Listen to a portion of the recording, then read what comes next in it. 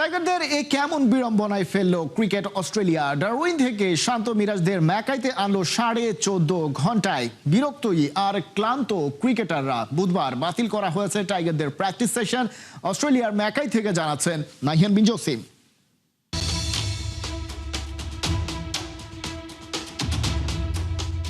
কষ্ট হয়ে গেল কেন?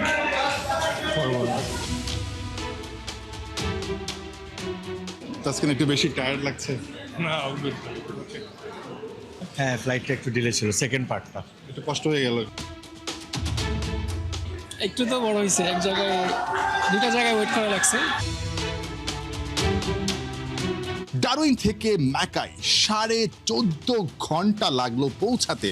ভাবতে পারেন এই সময়টাতে আপনি বাংলাদেশ থেকে অস্ট্রেলিয়া পর্যন্ত পৌঁছে যেতে পারেন। বাংলাদেশ থেকে বিশ্বের দূর দূরান্তের যেসব দেশ আছে সেখানেও পৌঁছে যেতে পারেন। অথচ অস্ট্রেলিয়ার মধ্যেই দুইটা শহরে আসতে বাংলাদেশের ক্রিকেটারদের লেগেছে 14.5 ঘন্টা।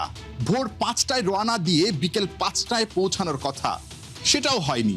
আরও 2 ঘন্টা লেট, 7টা 5 মিনিটে, সন্ধ্যা 7টা 5 মিনিটে ম্যাকাইতে এসে ক্রিকেটাররা পা রেখেছে। এক একজনের চেহারা দেখুন, কারো দিকে তাকানো যাচ্ছে না। খাওয়া দাওয়া ঠিকঠাক মতো হয়নি, এর মাঝে আবার লাগেজও মিসিং। 5:30টার সময় বেরিয়েছি হোটেল থেকে, এখন নামলাম ল্যান্ডে। ফ্লাইটটা তো একটু ছিল, ক্যান্সেল নামছে, এখানে ওয়েট করতে হয়েছে। তারপরে টেকনিক্যাল হয়েছিল মানে ফ্লাইটে, সো ফ্লাইট উঠে বসে থাকতে হচ্ছে প্রায় অলমোস্ট 2 আওয়ার্স।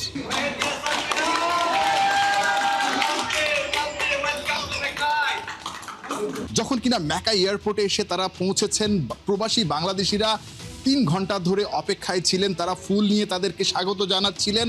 কিছুটা সময়ের জন্য হয়তোবা এমন ভালোবাসা পেয়ে ম্যাকাইয়ের প্রবাসীদের তাদের সেই দুঃখটা দূর হয়ে গিয়েছিল। কিন্তু আপনি যদি ভাবেন এই যে 14.5 ঘন্টা লাগলো, এটা কি আসলে স্বাভাবিক মনে হয়? নর্মালি বাংলাদেশ দল যখন দেশের বাইরে যায় বা বাইলেটারাল সিরিজ খেলে, তখন কিন্তু যেসব বোর্ড থেকে বাংলাদেশকে দাওয়াত দেওয়া হয়, নিমন্ত্রণ দেওয়া হয়, সেসব বোর্ডের কাঁধেই থাকে এই যে ইন্টারনাল যেই ফ্লাইটগুলো থাকে সেগুলো ঠিক করার। ক্রিকেট অস্ট্রেলিয়া ঠিক কী বুঝ থেকে বা কেন বা কিভাবে আসলে এত লম্বা সময় ধরে টাইগারদেরকে রাস্তায় রাস্তায় রাখলো, ঠিক যেখানটায় আমরাও এসেছি অল্প সময়ের মধ্যে। সব কিছু মিলে আসলে 5.5 থেকে খুব সম্ভবত 6 ঘন্টা ভেঙে ভেঙে, যেহেতু ডারউইন থেকে সরাসরি ফ্লাইট নেই, এরকমটা সময় লাগতে পারে। আমরাও এসেছি, কিন্তু ন্যাশনাল টিমের ক্রিকেটাররা খাওয়া দাওয়া ঠিক নেই, লম্বা সময় রাস্তায় পড়ে আছে। 2টা ফ্লাইট তারা যেভাবে আসলে সময় কাটিয়ে তারপর এখানে আসলো, এটা আসলেই অনেক বেশি দুঃখজনক। আসার পর এয়ারপোর্টে নামার পর তাদের অভিব্যক্তিগুলো দেখলেই আপনারা বুঝতে পারবেন যে ক্রিকেটাররা কতটুকু টায়ার্ড। ঠিক এমন অবস্থায় বাংলাদেশ এতটাই টায়ার্ড হয়ে গেছে, এতটাই মুষড়ে পড়েছে, বিমর্ষ হয়ে গেছে, ভেঙে পড়েছে যে আগামীকাল যে শিডিউল প্র্যাকটিস আছে সেটা নিয়েই অনিশ্চয়তা দেখা দিয়েছে। সবাই বলছিলেন বা বলা বলি করছিলেন হয়তোবা আগামীকাল তাদেরকে এত লম্বা জার্নির পর বিশ্রাম নিতেই হবে। ঠিক ম্যাকাই টেস্টের আগে এখানে যে পা রাখা ক্রিকেটাররা, তাদের অভিজ্ঞতাটা কিন্তু সত্যি খুব করুণ, খুবই বাজে একটা অভিজ্ঞতা। দোষটা আসলে কাকে দেবেন? ক্রিকেট অস্ট্রেলিয়াকে নাকি ভাগ্যকে? নাহিয়ান বিন জসিম, 71, ম্যাকাই, অস্ট্রেলিয়া। তীব্র হতাশায় যেন আরো কুকড়ে যাচ্ছে মাইটি অস্ট্রেলিয়া। ব্যর্থতার ধাক্কা ইলেকট্রিক শকের মতো এতটাই লেগেছে যে 2 দিন পরেও কাটছে না সেই হ্যাংওভার। কিন্তু the show must go on, পরের ম্যাচ জিততে হবেই তাদের জন্য। এরই মধ্যে জ্যাক ওয়েদারবোর্ডকে দল থেকে বাদ দিয়েছে, তৈরি হয়েছে ম্যাকাইয়ের উইকেট। কিন্তু সেখানে কামব্যাক করতে আর কি করতে পারে অজিরা, রিপোর্টে বিস্তারিত। টাইগার বোলিং অ্যাটাকের সামনে দাঁড়াতে পারেনি একজন অস্ট্রেলিয়ানও। মাটি কামড়ে পড়ে থাকতে পারেনি তানজিদ তামিম, মুমিনুল কিংবা মুশফিকের মতো। কিন্তু টাইগার বোলাররা কি আসলেই আনপ্লেয়েবল ছিলেন? উত্তরটা হয়তো ক্যামেরন গ্রিনই সবচেয়ে ভালো দিতে পারবেন। কারণ এই ঝড়ঝঞ্ঝার মাঝে দাঁড়িয়ে একটা সেঞ্চুরি বের করে নিয়েছেন, প্রমাণ করেছেন রেজিলিয়েন্স অসম্ভব কিছু ছিল না।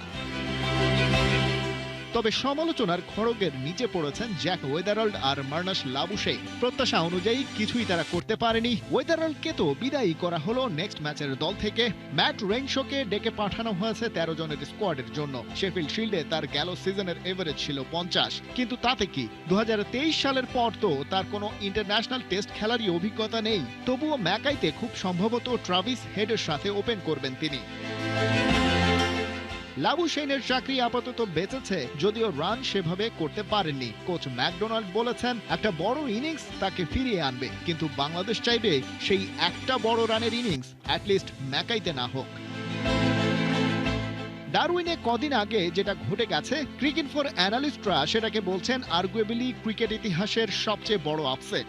তাদের ফুল স্কোয়াড ছিল, তারা নাম্বার 1-এ ছিল, কিন্তু টপ অর্ডার ভেঙে পড়েছে, ফিল্ডিংয়ে 5টা ক্যাচ ড্রপ হয়েছে, আর বিগ ফোর অর্থাৎ Pat Cummins, Mitchell Starc, Josh Hazlewood আর নাথান লায়ন কাজের কাজ কিচ্ছু করতে পারেনি। তাদের বয়স হয়েছে, বোলিং স্কিল টাইগারদের গায়ে সেভাবে আর দাঁত বসাতে পারেনি, ধার কমেছে বলে। তবুও সেই বিগ ফোরের কাছ থেকে সেকেন্ড টেস্টেও শার্পার এক্সিকিউশন চাইছে অজি ম্যানেজমেন্ট। ম্যাকাইতে মিস করার সুযোগ নেই। দ্য গার্ডিয়ানের হেডলাইন ছিল ডারউইনের ঘটনাটা the most profound upset in international cricket. তবে প্যাট কামিন্স বলছেন অস্ট্রেলিয়া ঘুরে দাঁড়ানোর কাজেও যথেষ্ট ভালো। টেস্ট চ্যাম্পিয়নশিপ পয়েন্ট টেবিলের চাপও মাথার উপরে জেঁকে বসেছে। সামনে কঠিন ব্যস্ততা, অপেক্ষায় সাউথ আফ্রিকা, ভারত আর ইংল্যান্ড। ওরাও যেন অজিদের ধরতে হাতে ছাই মেখে অপেক্ষায়। অ্যানালাইসিস বলছে ডারউইন হিউমিলিয়েশন আসলে হয়েছে ব্যাটিং অ্যান্ড ফিল্ডিং ফেইলরে, যেখানে দুনিয়ার সেরা বোলিং লাইন তো তাদের আছেই, টপ অর্ডার স্ট্যাবল করা হয়েছে রেইনশকে নিয়ে। ম্যাকাইতে প্রত্যেকে নিজের কাজটা ঠিকঠাক করলেই ম্যাচ জেতা যাবে, আর এই ম্যাচ জিতলেই পরের আরো কঠিন পরীক্ষার জন্য অজিরা কনফিডেন্স পাবে। তবে নাজমুল শান্ত ওই পাল্লায় মুচকি হাসছেন, তার পকেটে নিশ্চয়ই আছে নতুন কোনো নিনজা টেকনিক। দেখা হবে ম্যাকাইয়ে, খেলা হবে মাঠে। খালিদ জামিল, একাত্তর। অবহেলা আর পরীক্ষা নিরীক্ষার অংশ হতে যাচ্ছে বাংলাদেশ। যে মাঠ গত 80 বছরেও গড়ায়নি ইন্টারন্যাশনাল টেস্ট ম্যাচ, সেখানেই কিনা টাইগারদের দিয়ে উদ্বোধন হতে যাচ্ছে টেস্ট ভেন্যু হিসেবে। অথচ কন্ডিশনের চাইতে বড় ব্যাপার, ভেন্যুতে মাত্র 10,000 দর্শক একসাথে বসে খেলা উপভোগ করতে পারে। অজি টাইগারদের দ্বিতীয় টেস্টের সেই ভেন্যু নিয়ে বাকিটা জানাচ্ছেন হাসান। আজ থেকে প্রায় 80 বছর আগে রে মিচেল ওভাল নামে যাত্রা শুরু। কিন্তু অবাক করা ব্যাপার, 8 দশকেও এখানে গড়ায়নি একটা ইন্টারন্যাশনাল টেস্ট ম্যাচ। এমন একটা ভেন্যুতেই ইতিহাসের সাক্ষী হতে যাচ্ছে বাংলাদেশ। তবে না, নাজমুল শান্তদের জন্যই যে উদ্বোধনের জন্য এত বছর রেখে দেওয়া হয়েছিল ম্যাকাইয়ের ভেন্যুটা, বিষয়টা কিন্তু মোটেও তা নয়। এক্সপেরিমেন্টের অংশ হিসাবেই এখানে খেলতে যাচ্ছে টিম টাইগার্স।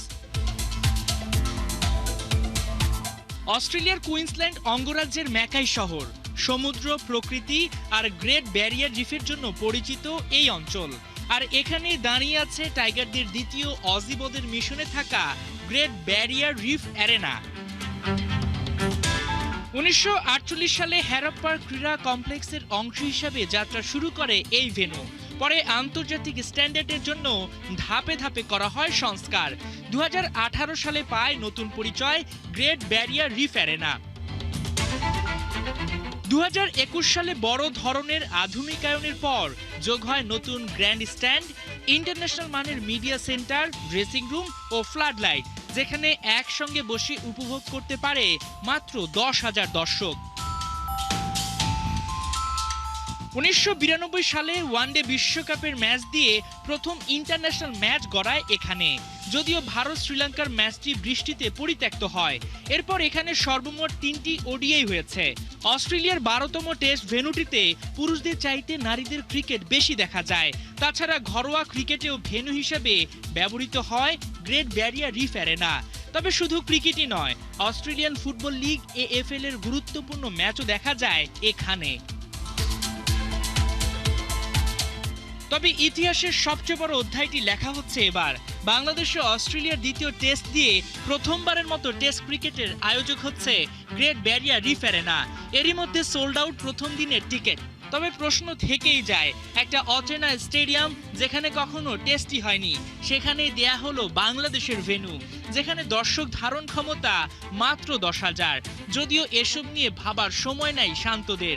ডারউইনে যেভাবে ইতিহাস গড়েছে টাইগাররা, ঠিক একইভাবে ম্যাকাইতে ইতিহাস গড়বে বাংলাদেশ, এমনটাই প্রত্যাশা। আর ইতিহাস গড়লে তো সেটা ওই 10,000 দর্শকের মধ্যেই নিশ্চয়ই আটকে থাকবে না। হাসান সজীব, একাত্তর। ব্যাক টু ব্যাক টেস্ট জেতার জন্য যে মনোবল দরকার সেটা দারুণভাবেই আছে ক্রিকেটারদের মাঝে। বিসিবি ডিরেক্টর ফিনান্স কমিটির চেয়ারম্যান ইসরাফিল খসরু বলছেন, অস্ট্রেলিয়াকে একটা বড় বার্তা দেয়া গেছে। দ্বিতীয় টেস্টে দারুণ খেলতে পারলে বাকি বড় দলগুলো বাংলাদেশকে সামনের দিনগুলোতে ভালোভাবেই গুনবে। সাইফুল রূপকের রিপোর্ট। দেশসেরা অলরাউন্ডার মেহেদী মিরাজ, ব্যাটে বলে ইফেক্টিভ ক্রিকেটার। ছন্দময় মিরাজ সামনে থাকলে নিঃসন্দেহে চাপ কমে যায় ক্যাপ্টেন শান্তর। ক্যাঙ্গারুদের ওদের ডেরায় শিকার করে বাঘেরা এখন ফুরফুরে চাঙ্গা। হিংস্র ক্ষুধার্ত মনোভাব নিয়েই ওরা পৌঁছেছে দ্বিতীয় টেস্টের শহর ম্যাকাইতে। বনেদি ফরম্যাটে অস্ট্রেলিয়াকে ধবল ধোলাই করবে বাংলাদেশ, এমন বড় স্বপ্ন এখন নাকি আরামসেই দেখা যায় শান্ত মিরাজদের নিয়ে আত্মবিশ্বাসী বিসিবি পরিচালক ইসরাফিল খসরু। তারা যেভাবে খেলেছে 4টা দিন, ব্যাটিং বোলিং ফিল্ডিং, এক বিন্দু ছাড় দেয়নি, ঠিক আছে। এবং অনেকেই কিন্তু এটা এক্সপেক্ট করেনি, কিন্তু আমি আমার সাথে প্লেয়ারদের সাথে পরশুদিন কথা বলার সুযোগ হয়েছে। দেন ভেরি হাই স্পিরিট, মনোবল খুবই চাঙ্গা, এবং আমি মনে করি দে আপ ফর দ্য ফাইট। আমি মনে করি সেকেন্ড টেস্টটাও খুব ভালো হবে, কম্পিটিটিভ হবে। এটাই আমরা দেখতে চাই actually. We want to see consistency. Bangladesh, আমাদের যে খেলোয়াড় আছে তাদের ট্যালেন্টের তো কোনো কমতি নেই।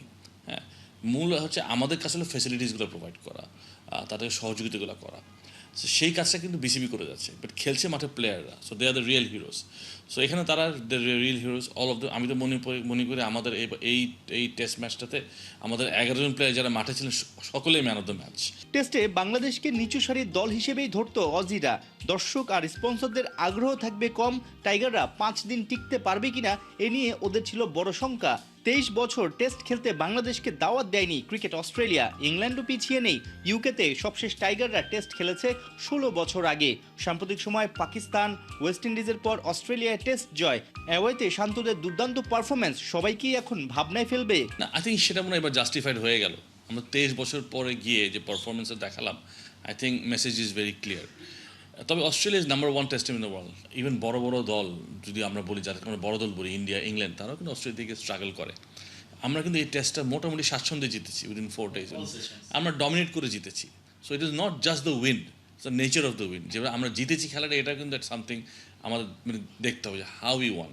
সো এটা একটা মেন্টালিটির বিষয়। টিম যদি কনসিস্টেন্টলি পারফর্ম করে, বাকি টিমরা সতর্ক হয়ে যাবে, কারণ তারা জানে যে বাংলাদেশ এখন কনসিস্টেন্টলি পারফর্ম করছে, এটা ওয়ান অফ কিছু না। সো হ্যাঁ, টিমের উপর একটা প্রেশার থাকেই, সবসময় থাকবে। বাট আমি মনে করি এই যে আমাদের এখন যে টিমটা আছে, দের স্পেশাল গ্রুপ অফ বয়েজ, তারা ভালো খেলছে, দের কনফিডেন্ট, এবং দের প্লেইং ফিয়ারলেস ক্রিকেট। এটা হলো মূল জিনিসটা। আই থিঙ্ক এটাই আমরা দেখতে চাই, এবং বাংলাদেশ ক্রিকেটের আপনার ব্র্যান্ডই হওয়া উচিত। আশা করি এই ক্রিকেট কন্টিনিউ করলে লর্ডসে আমরা ভালো রেজাল্ট দেখবো ইনশাল্লাহ। দেশ বিদেশে নিয়মিত সাফল্য পেতে বোর্ড পরিচালকরা সিরিয়াস। ঘরোয়া ক্রিকেট মৌসুমকে আরো ঢেলে সাজাতে আদা জল খেয়েই নামছে। বিসিবির কিন্তু অনেকগুলো টুর্নামেন্ট আছে যেটা আমরা কাজ করছি। আমরা রিসেন্টলি আমাদের 4 ডে ক্রিকেট, তারপর একটা 1 ডে ক্রিকেট, T20 নিয়ে একটা প্যাকেজ নিয়ে কাজ করছি, যেখানে আমরা বিভিন্ন স্পন্সরকে আনার চেষ্টা করছি, তারা স্পন্সরশিপ এখানে আমরা পাই, এবং এই লিগগুলোকে আমরা সমৃদ্ধ করতে পারি। সাইফুল রূপক, 71। ঘটা করে দলবদলের পর এবার আর্জেন্টিনা থেকে কোচ উড়িয়ে এনে চমকে দিল মোহামেডান। বসুন্ধরা থেকে সাদ ফাহিম জিকোদের নিয়ে আসার পর ওদের ইউএফা প্রো লাইসেন্সধারী আর্জেন্টাইন কোচ আন্দেস সান্তিয়াগো ভারেলাকে নিয়োগ দিয়েছে মোহামেডান স্পোর্টিং ক্লাব। নয়া মৌসুম থেকেই তাকে দেখা যাবে ব্ল্যাক অ্যান্ড হোয়াইট ডাগআউটে। বাকিটা শেখ আশিকের রিপোর্টে।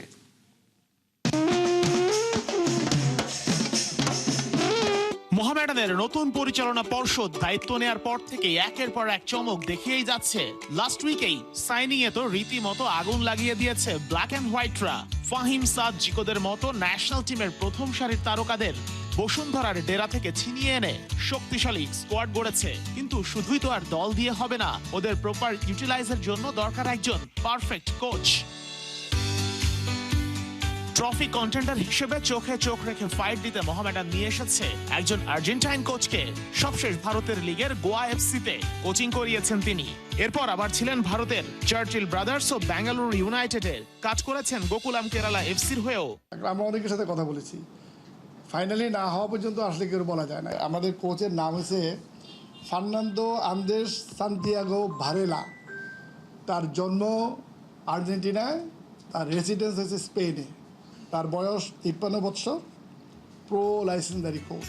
কোচকে যখন নিয়োগ দেওয়া হয়েই গেছে, এবার প্লেয়ার গুছিয়ে নেয়ার পালা। ট্রেনিং ফ্যাসিলিটিস, কিট সহ যাবতীয় যা যা দরকার সবকিছু নিয়েই মাঠে নামতে প্রস্তুত মোহামেডান।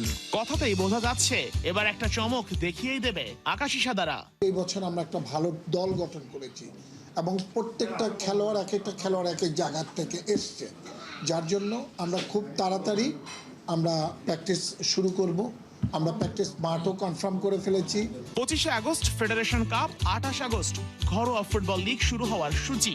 তবে সঠিক সময়ে নয়া মৌসুম বাফুফে শুরু করতে পারবে কিনা তা নিয়ে সংশয় আছেই, যদি ওসব নিয়ে ভাবার সময় নাই মোহামেডানের। শেখ আশিক, 71, ঢাকা।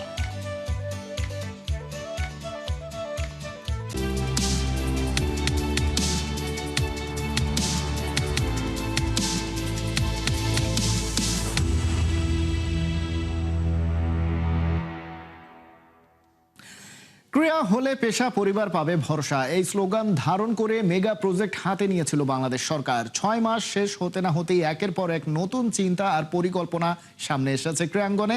ক্রীড়া কার্ড, নতুন কুড়ি স্পোর্টসের মতন পরিকল্পনাগুলো বাস্তবায়ন চলছে। তবে 6 মাসেই এই উদ্যোগগুলোর সাথে ফল পাওয়া মুশকিল। অবশ্য একটা উজ্জ্বল আগামীর স্বপ্ন দেখাই যায়। আবু নাইমের রিপোর্টে বিস্তারিত। ব্যাংকের ক্যাশ ইন মেসেজ, গুনে গুনে 1 লাখ টাকা জমা পড়লো আর মুখে ফুটলো হাসি। যা কথা দেওয়া হয়েছিল তা রাখাও হয়েছে। ক্রীড়া কার্ডের ব্যাপারে আপনি জানেন, ক্রীড়া হলে পেশা, পরিবার পাবে ভরসা, এই স্লোগান সামনে রেখে এগিয়ে গিয়েছিল সরকার। নির্বাচনে ইশতেহারে যা যা বলা ছিল তা করে দেখিয়েছে গণপ্রজাতন্ত্রী বাংলাদেশ সরকারের যুব ও ক্রীড়া মন্ত্রণালয়।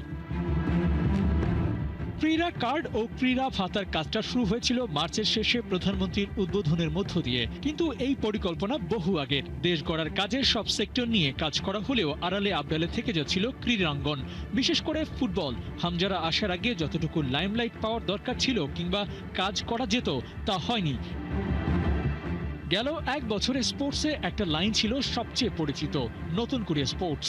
প্রথমবারের মতো এই আয়োজন থেকে সরকারি ভাবাগের ঠাই করা হয়েছে প্লেয়ারদের, যাদের কাজ পাইপলাইনে যুক্ত হয়ে দেশের ক্রীড়াঙ্গনকে শক্তিশালী করা।